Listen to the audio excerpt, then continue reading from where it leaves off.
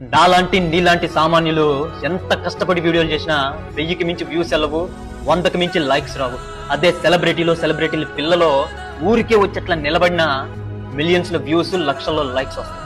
ఇక్కడ మనుషులకు విలువ లేదు, మనుషుల స్టేటస్ కు మాత్రమే విలువనిస్తున్నారు.